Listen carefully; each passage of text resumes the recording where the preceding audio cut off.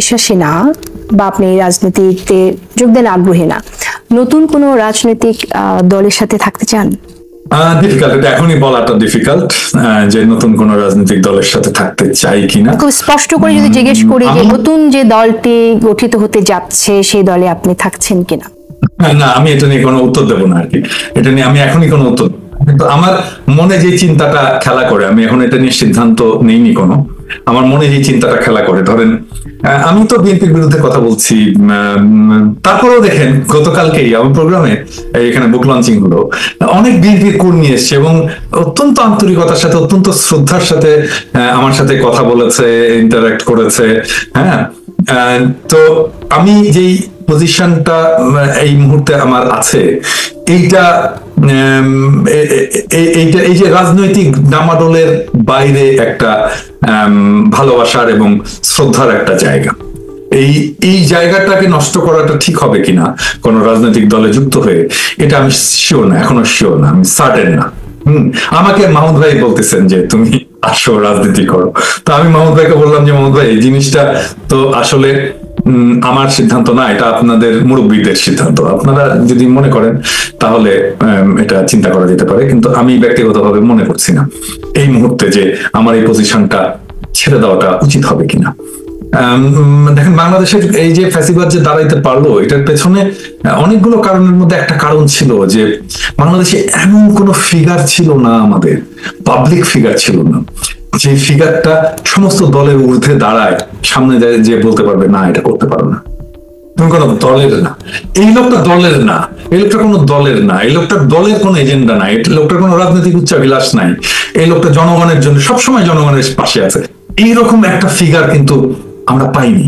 তো যদি সেই ফিগার হয়ে যাওয়ার একটা রাস্তা থাকে, আমি সেটা কেন পার্সু করবো না? আমি বলছি না আমি সেই ফিগার হতে পেরেছি, আমি হলে অসুবিধা আছে, আমি যদি সেই জায়গায় যেতে চাই, মানুষ যদি আমাকে সেই জায়গায় স্থাপন করে, সেই ভালোবাসাটা দেয়, সেই আস্থাটা রাখে, আর আমি যদি এই জায়গাটা অ্যাচিভ করতে পারি আমার কাজ দিয়ে, আমার কমিটমেন্ট দিয়ে, তাহলে আমি কোন জায়গাটা নেব? ওই জায়গাটা সবার উপরে, নাকি রাজনৈতিক দলের একজন নেতা হয়ে? সেটা একটা আলোচনার বিষয় হতে পারে, এটা কনসিডার করতে হবে, এটা সবাইকেই দেখতে হবে, যারা আমাকে বলছেন রাজনীতিতে যুক্ত হওয়ার, তাদেরকেও চিন্তা করতে হবে, আমার নিজেকেও চিন্তা করতে হবে। প্রত্যেকের চিন্তার মধ্যে একটা আগামীর সম্ভাবনা আছে, সেই সম্ভাবনাগুলো তো এখন আমি যেভাবে করতে চাই, আরেকজন যেভাবে করতে চাই, সেটা তো এক না। যেমন ধরেন আমার ইমাজিনেশনে আগামীর বাংলাদেশে আওয়ামী লীগ থাকবে না, আওয়ামী লীগ দলই থাকবে না, আগামীর বাংলাদেশে ধানমন্ডি 32 নম্বর থাকবে না, ওইটা মাটির সাথে মিশে যাবে। আগামীর বাংলাদেশে ইন্ডিয়ার কোনো হেজিমনি থাকবে না, ভারতীয় আগ্রাসনের কোন চিহ্ন থাকবে না, ইন্ডিয়া কিচ্ছু করতে পারবে না বাংলাদেশে। আগামীর বাংলাদেশ হবে একটা সাম্যের সমাজ, আগামীর বাংলাদেশ হবে একটা ইনসাফের সমাজ, এটা আমার স্বপ্ন। এখন এই স্বপ্নের সাথে যে অ্যালাইন না, তার সাথে তো আমার ঐক্য বা থাকবে না, ন্যাচারালি আমি তার সাথে চলতে পারবো না, চলবো না।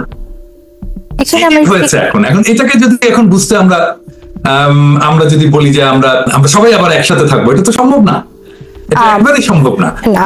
এখন একজন যে লেফট, আলট্রা লেফট, সে যেভাবে আগামী বাংলাদেশ চিন্তা করে, তার সাথে কি আমার চিন্তা মিলবে? একজন ইসলামপন্থীর চিন্তা মিলবে না তো। তো সেই জন্য এই কনফ্লিক্ট গুলো হচ্ছে, এবং এটাই স্বাভাবিক, এবং এই কনফ্লিক্টের মধ্যে দিয়ে সমাজ আগাবে। যে সবচেয়ে ভালো স্বপ্ন, যে সবচেয়ে ভালো ইমাজিনেশন জনগণের সামনে দাঁড় করাইতে পারবে, তার আশেপাশে জনগণ দাঁড়াবে। রাজনীতির সাথে আমি তো রাজনীতি করি, ফরমালি কোনো দলের সাথে আপনি সংযুক্ত হতে যাচ্ছেন কিনা? এই প্রশ্নের একটা ইন্টারেস্টিং উত্তর দেওয়া যায় আর কি। মানে চার্লি চ্যাপলিনকে রাজনীতির ব্যাপারে প্রশ্ন করা হয়েছিল, তো উনি উত্তর দিয়েছিলেন যে I remain just one thing and one thing only, and that is a clown. It places me on a far higher plane than any politician. তো আমি বাংলাদেশের রাজনীতিবিদদেরকে আমি ওনাদের প্রতি পূর্ণ শ্রদ্ধা রেখেই বলছি যে আমি বাংলাদেশের রাজনীতিবিদদেরকে খুব বেশি কি বলবো, আমি খুব বেশি পয়েন্ট দেই না আর কি। হ্যাঁ, আমি এই রাজনৈতিক দলগুলো আমার কোনো আকাঙ্ক্ষা প্রস্তুত করতে চাই, ওনারা তার ধারে কাছেও নেই। এখন ওনারা বলছেন ওনারা ক্ষমতায় গেলে ওনারা সবকিছু করে ফেলবেন। মানে আমি ওনাদেরকে বিনয়ের সাথে প্রশ্ন করতে চাই যে আপনারা যখন ক্ষমতায়, তখন 111, এবং আমার তাদের সামর্থ্য সম্পর্কে খুবই উঁচু ধারণা নাই। এবং এটা বাংলাদেশের জনগণেরও নাই। যেমন ধরেন যে এটা এটা পার্সোনালি যদি কেউ কোনো রাজনৈতিক দল না নেয় তাহলে আমি খুশি হব। আমি পার্সোনালি নেওয়ার জন্য বলছি না, আমি কাউকে ছোট করার জন্য বলছি না। আপনারা আমাদের সহযোদ্ধা, আমার পূর্ণ রেসপেক্ট আছে আপনাদের উপরে। ধরেন যে 1/11টা ঘটলো, তখন কারা ক্ষমতায়, মানে 1/11 ঠিক যে সময় ঘটছে তখন কোন দলটা, কোন রাজনৈতিক দলগুলো রাষ্ট্র ক্ষমতার আশেপাশে? বিএনপি, জামাত তো, তাই না? তাদের মধ্যে থেকে 1/11 ঘটে গেল, আপনারা তো প্রোটেক্ট করতে পারলেন না দেশকে। এই যে 1/11 ঘটে বাংলাদেশ 16 বছরের ফ্যাসিবাদী শাসনের মধ্যে ঢুকে গেল, আপনার হাতে রাষ্ট্র আছে, রাষ্ট্র ক্ষমতা আছে, আপনি প্রোটেক্ট করতে পারলেন না। এই ব্যর্থতা তো আপনার, তাই না? আপনি এমনকি একটা কল্পনা করতে পারেননি যে এরকম একটা বিপদ আপনাদের সামনে আসছে। তাহলে ভরসা করবো কোথায়? আপনার উপরে। আমি তো ওদের সাথে যাব না, আমি কখনোই ওনাদের সাথে যাব না। কারণ আমি যেভাবে চিন্তা করি, আমি যেভাবে বিপদগুলো দেখি, আমি যেভাবে বাংলাদেশকে কিভাবে হলো তার বিষয়, মানে আমরা একটা ছোট দেশ, আমরা একটা ছোট রাষ্ট্র, এটা সত্য। কিন্তু আমি যদি বুঝতে পারি যে দুনিয়াটা কোন দিকে যাচ্ছে, এখন দুনিয়ার ন্যারেটিভটা কোন দিকে, তো আমি তো নিজেকে অ্যালাইন করবো তার সাথে, তাই না? ধরেন আমি যদি দেখি একটা ঝড় আসছে সামনে, তাহলে আমি সেই ঝড় থেকে মোকাবেলা করার জন্য আমি কি করব? আমি কি ঝড়ের সাথে সামনাসামনি হেড অন কলিশনে যাব, নাকি আমি এমন একটা নিরাপদ আশ্রয়ের খোঁজ নেব যেখানে আমি কিছুদিনের জন্য আশ্রয় নিতে পারি, ঝড়টা চলে গেলে আমি আবার সামনে আসবো, তাই তো? তাই না? এটাই তো স্ট্র্যাটেজি। আমি যদি ঝড় আসছে, আমি হেড অন কলিশনের জন্য ঝড়ের মধ্যে দিয়ে আমি দৌড় দিলাম, তাহলে তো উল্টে পড়বো, ন্যাচারাল এটা। হ্যাঁ, তো দুনিয়ার ন্যারেটিভের খোঁজ রাখতে হবে, দুনিয়ার শক্তিগুলোর ভারসাম্য দেখতে হবে, এবং তার মধ্যে আমার অবস্থানটাকে সিকিউর করতে হবে। এটাই তো রাষ্ট্র নেতাদের কাজ, এটাই তো পলিটিশিয়ানদের কাজ। ওনারা তো সারাদিন এই কাজই করেন, তাই না? একদমই না, একদমই না। পশ্চিম বরং ঝড় যদি আসে, এটা একটু ভুল হলো আমার বলা, ঝড় যেটা আসছে সেটা হাসিনা পরিবারের জন্য আসছে, সেটা আওয়ামী লীগের জন্য আসছে। এবং এটা আমি কয়েকদিন থেকেই বলছি, বেশ কয়েকদিন থেকেই বলছি, আওয়ামী লীগ এবং হাসিনা পরিবার বরং এটা প্রস্তুতি নিক যে সেই ঝড় সে কিভাবে মোকাবেলা করবে। হাসিনার পরিবারের যারা, এবং ঝড় যে আসছে সেটা তো আমরাই দেখতে পাচ্ছি। টিউলিপের উপর আসলো, এরপর পুতুলের উপরে আসবে। আজকেই ল্যান্ডসেটে দেখেছেন একটা খবর পাবলিশ হয়েছে যে ল্যান্ডসেট খবর দিচ্ছে বাংলাদেশে পুতুলের বিরুদ্ধে দুদক ইনভেস্টিগেশন শুরু করছে। ল্যান্ডসেটের মতো পত্রিকা, আমি জানি না ল্যান্ডসেট বললে এটা কিছু করে কিনা, কিন্তু গ্লোবাল হেলথে ল্যান্ডসেট একটা অথরিটি। হ্যাঁ, ল্যান্ডসেট যখন বাংলাদেশের একটা খবরকে তার খবর হিসাবে, একমাত্র খবর হিসাবে তার জার্নালের স্থান দেয়, তার মানে সে তৈরি করছে গ্লোবাল হেলথ অথরিটিকে তার পজিশনটা নেওয়ার জন্য। সো আমি বলেছিলাম যে এরপরে হবে পুতুল, তো আস্তে আস্তে সব কয়টা আসবে। রাজনৈতিক এজেন্সিটা বাংলাদেশের জনগণের, পরাশক্তি যেই আসুক না কেন আমরা কেয়ার করি না তো। কারণ বাংলাদেশের জনগণ তার নিজের শক্তিকে চিনেছে, জানে কিভাবে একটা ব্রুটাল ফ্যাসিস্ট রেজিমের সামনে বুক পেতে দাঁড়াতে হয়। তো এই জনগোষ্ঠীকে কোন পরাশক্তি এসে সামাল দেবে, কোন পরাশক্তি কি করবে? এটিকে সাপোর্ট করে যাবে, এটা তো হবে না, বরং এই উল্টাটা হবে। কারণটা হচ্ছে যে যদি বিএনপি মনেই করে থাকে যে তারা আগামী সরকার গঠন করবে, তাহলে বিএনপিকে এটা মনে করতেও হবে পাশাপাশি যে একটা ব্যাপক অংশের মানুষ তার বিরোধী দলের ভূমিকা নেবে। হ্যাঁ, তো অপোজিশন তো থাকতে হবে। অপোজিশন না থাকলে ডেমোক্রেসি কিসের, তাই না?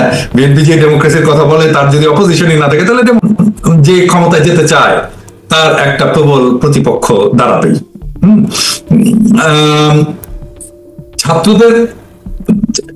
ছাত্রদের অনেক দুর্বলতা আছে, সমস্যা আছে, তারা তো অনেক কথা শোনেনি। আমিও তো বলেছি, আমার ভিডিওতেও বলেছি যে আমরা অনেক কিছু সাজেশন দিয়েছিলাম যে কথাগুলো তারা শোনেনি, এবং ঠিক সময় মতো শুনলে আজকে এই অবস্থাটা তৈরি হতো না।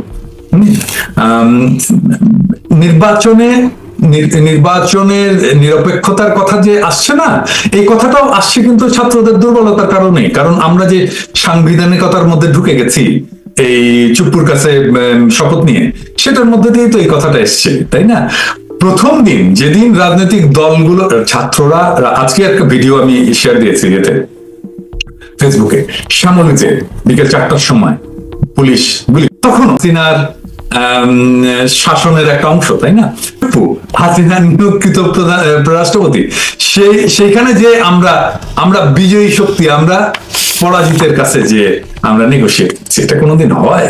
পরাজিত শক্তি তো বিজয়ীর কাছে আসে। হ্যাঁ, তো এই ভুলগুলো তো পলিটিক্যাল পার্টি করছে। ওয়াকারের ওখানে কে গেছে? রাজনৈতিক দলগুলো গেছে, ছাত্ররা তো যায়নি। রাজনৈতিক দলগুলো গেছে, এই দায় কার? আজকে যে সরকার এসছে, এর দায় কার? বক্তব্য হচ্ছে আমরা কেউ তো সরাসরি উপদেষ্টা পরিষদে নেই। ঠিক একই প্রসঙ্গ এসেছিল আমাদের কোন একটা আলোচনায়, তখন বিএনপির পক্ষ থেকে এই কথাটা বলা হয় যে আমরা তো উপদেষ্টা পরিষদে নেই, সুতরাং কেউ উপদেষ্টা পরিষদের থেকে দল গঠন করলে সেটা এই সরকারের নিরপেক্ষতা নষ্ট করবে। দেখেন, মানে বিএনপি উপদেষ্টার জন্য নাম দিয়েছিল, নাম দিয়েছে, এবং এরপরেও আমি নাম ধরে বলতে চাই না, এরপরেও উপদেষ্টা নিয়োগ হয়েছে বিএনপির সুপারিশে, তাই না? তারপরে ধরেন অ্যাটর্নি জেনারেল কোন দলের লোক, তাই না? অ্যাটর্নি জেনারেল তো বিএনপির লোক। তো এরকম নানা পজিশনে, নানা পদে আমরা দেখবো যে বিএনপির লোকেরা, বিএনপির সচিবেরা, বিএনপি সমর্থিত সচিবেরা, বিএনপি সমর্থিত প্রশাসনিক আমলা কর্মকর্তারা ঢুকেছে, তাই না? ধরেন সারা দেশে যে পিপি নিয়োগ হয়েছে, এর মধ্যে বিএনপির লোক আছে না? দিয়েছে না? বিএনপি লিস্ট দিয়েছে না? এই সমস্ত বললে তো হবে না। মানে এখন যদি বিএনপি মানে ইনোসেন্ট প্লে করে তাহলে তো চলবে না। আমরা তো জানি বিষয়গুলো। হ্যাঁ, এখন এই যে আপনি কি বলতে চান দল গঠন করলেও তারা সরকারে থাকতে পারে, তাতে কোনো নিরপেক্ষতা নষ্ট হবে না? দেখেন, এই সরকারটা কি তত্ত্বাবধায়ক সরকার? আমার প্রথম প্রশ্ন। নিশ্চয়ই না। বলেন তো। না, ইঞ্জিনিয়ার তত্ত্বাবধায়ক সরকারের যেটা নিশ্চয়ই তা না। না, এটা তো তত্ত্বাবধায়ক সরকার না, সবসময় বলা হয়েছে অন্তর্বর্তীকালীন সরকার। ঠিক আছে, তাহলে আমি কেন মনে করছি যে এই সরকারটা শাহাবুদ্দিনের তত্ত্বাবধায়ক সরকার অথবা ফখরুদ্দিনের তত্ত্বাবধায়ক সরকারের মতো হবে? হ্যাঁ, আমি কেন এটার কাছ থেকে নিরপেক্ষতা আশা করছি? মানে নিরপেক্ষ হবে কেন? এই সরকার অ্যান্টি ফ্যাসিস্ট ফোর্সের সরকার। এই সরকার তো নিরপেক্ষ না। এই সরকার প্রো অ্যান্টি ফ্যাসিস্ট ফোর্সের সরকার, যারা ফ্যাসি বিরোধী। এই সরকার কি মানে আমাদের প্রতি যে আচরণ করবে আর আওয়ামী লীগের প্রতি যে আচরণ করবে নিরপেক্ষ থাকবে? মানে সরকার, আওয়ামী লীগ যদি আমাদেরকে মারে, সরকার কার পক্ষ নেবে? তাহলে নিরপেক্ষ হলো কিভাবে? আমি নিরপেক্ষতা আশা করছি কিভাবে? হ্যাঁ, কিন্তু নির্বাচনের ক্ষেত্রে যখন আমরা লেভেল প্লেইং ফিল্ডের কথা বলি, সেই জায়গা থেকে তাদের তখন ওই দাবিটা তোলার সুযোগ থেকে যায় কিনা? নির্বাচন কে করে? নির্বাচন কি সরকার করে না নির্বাচন কমিশন করে? নির্বাচন তো নির্বাচন কমিশন করে। কারো পক্ষে যে একটা পজিশন নেবে, কখনোই নেবে না। প্রফেসর ইউনূসের উপরে কি ওনাদের আস্থা নেই? মানে এখন তো তাহলে প্রশ্ন হচ্ছে যে প্রফেসর ইউনূসের উপরে ওনাদের আস্থা নাই এখন মনে হচ্ছে। কম্পিটেন্ট খুবই শুরু করে যত নির্বাচন কমিশনার আছে প্রত্যেকেই অত্যন্ত দক্ষ এবং স্বাধীনভাবে কাজ করছেন। কেউ কোথাও কখনো কোনো হস্তক্ষেপ করেনি। সরকারের কোনো হস্তক্ষেপ নেই, প্রফেসর ইউনূসের সরকারের কোনো হস্তক্ষেপ নেই এখানে। স্বাধীনভাবে কাজ করছে, তারাই নির্বাচনটা চালাবে। বরং তার নির্বাচন চালানোর সময় প্রশাসন যেখানে হেল্প করবে, প্রশাসনকে যেভাবে হেল্প করতে বলা সেটা করবে, এবং সেখানে প্রফেসর ইউনূস কি রোল নিতে পারে সেখানে তো প্রশ্নের অবকাশ নেই। আমরা তো প্রফেসর ইউনূসকে চিনি, এমন না যে প্রফেসর ইউনূস একজন নতুন লোক, আমরা চিনি না তাকে, আমরা তার ভ্যালুস জানি না, উনি কি চিন্তা করেন সেটা আমরা জানি না, তা তো না। উনি একজন অত্যন্ত রেসপেক্টেড মানুষ বাংলাদেশে সব মানুষের মধ্যে, এমনকি গ্লোবালি। হ্যাঁ, আমরা এখন প্রশ্ন করছি যে উনার সরকার নিরপেক্ষ থাকবে না, এটা কোনো কথা? মানে ধরে নিলাম আর থাকবো না, আমরা যদি রাজনৈতিক দল করি আমরা সরকারে থাকবো না, এটা বলেছে কিন্তু আসিফ। আমি কিন্তু ওই দিকে যাচ্ছি না, আমি ওই প্রসঙ্গে যাচ্ছি না। প্রশ্নটা হচ্ছে যে এই সরকারে প্রফেসর ইউনূস যেটা বলবেন, যেটা চিন্তা করবেন, সেটাই কি সরকার করবে না? করবে তো। সেটাই তো এই সরকারের পার্সোনালিটি। এই সরকারের পার্সোনালিটি প্রফেসর ইউনূসের পার্সোনালিটি, এই সরকারের পার্সোনালিটি নাহিদ আসিফের পার্সোনালিটি না। আরো কিছু বিষয় জানতে চাই, তবে এই যে বক্তব্যটা আপনি তুলে ধরেছেন সেখানে আমি একটু বলতে চাই যে একজন ব্যক্তির ইমেজ দিয়েই কি সবকিছু হয়ে যায় কিনা, একজন ব্যক্তি তার সততা দিয়েই কি সবকিছু হয়ে যায় কিনা? যদি তাই হতো তাহলে কিন্তু এই সরকারের কাছ থেকে আমরা যা প্রত্যাশা করছিলাম সবকিছু হয়নি। আমরা যেমন ধরেন, আমি উদাহরণস্বরূপ বলি, ফ্যাসিস্টদের দোসর হিসেবে যারা ছিল, গণহত্যার দায়ে যারা অভিযুক্ত এরকম মানুষজন পালিয়ে গেছেন, এই সরকার দায়িত্ব গ্রহণের পরে আমরা দেখেছি জুলাইয়ের যারা ভিকটিম তাদেরকে সহযোগিতা দিতে তিনি ব্যর্থ হয়েছেন। তো সেজন্য আমি বলছি যে একজন ব্যক্তির নিঃসন্দেহে তার প্রতি সবার আস্থা আছে, কিন্তু শুধু একজন ব্যক্তি কি সবকিছু করে ফেলতে পারেন কিনা সেই প্রশ্ন মনে হয় রয়ে যাবে। ব্যক্তির ভূমিকা তো গুরুত্বপূর্ণ, গুরুত্বপূর্ণ, কিন্তু ধরেন আমরা জুলাই বিপ্লবের ব্যক্তি আবু সাইদের ভূমিকা তো এক্সট্রিমলি ইম্পর্টেন্ট, তাই না? তো ব্যক্তি তো আসলে একজন মানুষ না, ব্যক্তি হচ্ছে সেই, মানে রাজনীতিতে পার্সন হচ্ছে সেই, পার্সোনালিটি হচ্ছে সেটাই যেটার আশেপাশে মানুষজন এসে দাঁড়ায়। হ্যাঁ, মানুষ, জনগণ সময় নেতা তৈরি করে। প্রফেসর ইউনূস তো রাজনীতির লোক না, প্রফেসর ইউনূসকে আমরাই নেতা বানাইছি। হ্যাঁ, ওনার চারপাশে আমাদের আস্থা বিশ্বাসটাকে আমরা ওনার উপরে অর্পণ করছি। ধরেন আমি এইভাবে বলতে চাই না, আমি আমার কথার এক্সাম্পলটা দিতে চাই না, ধরেন আমি ইলিয়াসের কথা নিয়ে এক্সাম্পলটা দিই। ধরেন ইলিয়াস কেন এত পপুলার হল, মানে ইলিয়াসের পার্সোনাল ক্যাপাসিটি নিশ্চয়ই আছে, কিন্তু তারপরেও জনগণ চেয়েছে ইলিয়াস জনপ্রিয় হোক, সেজন্য ইলিয়াস জনপ্রিয়, তার আশেপাশে দাঁড়িয়েছে, তাকে সাপোর্ট করেছে, তার ভিডিও দেখেছে, সেজন্যই জনপ্রিয় হচ্ছে। এভাবেই পার্সোনালিটি তৈরি হয়। সেই জন্য ব্যক্তিটা কিন্তু ওই ব্যক্তি না, ব্যক্তি মানে ওই সময় যে ব্যক্তির উপরে রাজনৈতিক কর্তৃত্ব, রাজনৈতিক এজেন্সি দিয়েছে, নিশ্চয়ই তারা। তা আমার প্রথম থেকে, মানে আপনি দেখবেন আমি যখন রেফিউজি হয়ে আসলাম, আমি কিন্তু জানতাম হাসিনা এক সময় যাবে, আওয়ামী লীগ পালাবে, হাসিনার একটা লজ্জাজনক পতন হবে, এবং তারপরে আমার ধারণা ছিল আওয়ামী লীগ মাইর খেয়ে একদম ভুট্টা হয়ে যাবে। তো আমার প্রথম ইয়ে ছিল যে এই সময়টাকে আমরা কিভাবে ম্যানেজ করতে পারি। হ্যাঁ, এবং আমি কিন্তু ওই সময় একটা প্রস্তুতি নিয়েছিলাম যে আমাকে জানতে হবে যে আসলে কিভাবে রিকনসিলিয়েশনটা করতে হয়, এটার প্রসেসটা কি, কেমন করে এই প্রসেসটাকে চালাতে হয়। এবং আপনি দেখেছেন যে আমার একজন বন্ধু আছেন, ফিলোসফার আছেন, যার আমি কোর্স করেছি ফরগিভনেস এর উপরে করে, তারপরে আমি তার সাথে একটা টক শো করেছি ইউটিউবে, 2টা টক শো করেছি, একটা টক শো আমি ছেড়েছি আর একটা আমি এখনো ছাড়িনি। তো ওইখানে আমি প্রস্তুতি নিয়েছিলাম যে কিভাবে আমি সমাজের মধ্যে রিকনসিলিয়েশনটা করব। আমার রিকনসিলিয়েশনের প্রস্তাব এখনো আছে, সেটা হচ্ছে যে আপনাকে তো আওয়ামী লীগকে তো স্বীকার করতে হবে যে আমি কাজটা ভুল করেছি, অনুশোচনা থাকতে হবে।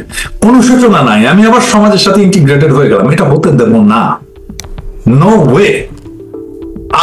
আগে গণক্ষমা চাইতে হবে জনগণের কাছে, এবং এটা পাড়ায় পাড়ায়, মহল্লায় মহল্লায়, মসজিদে মন্দিরে গণক্ষমা, হাত জোর করে ক্ষমা চাইতে হবে, ভাই আমি ভুল করছি। এটা যতক্ষণ পর্যন্ত না হবে ততক্ষণ পর্যন্ত সমাজে ইন্টিগ্রেটেড হইতে পারবে। আমার উপরে যে অন্যায় হয়েছে, আমার উপরে যে অত্যাচার হয়েছে, সেটার অ্যাকনলেজমেন্ট থাকতে হবে। 2টা জিনিস হলেই রিকনসিলিয়েশন সম্ভব। এবং এই 2টার বাইরে কোন রাজনৈতিক দল বা কেউ যদি সমাজে প্রতিষ্ঠিত হতে চায়, এটা হতে দেওয়া যাবে না, এত সহজ না। হ্যাঁ, বাংলাদেশে চাইলেই এখন এটা করে ফেলা যাবে।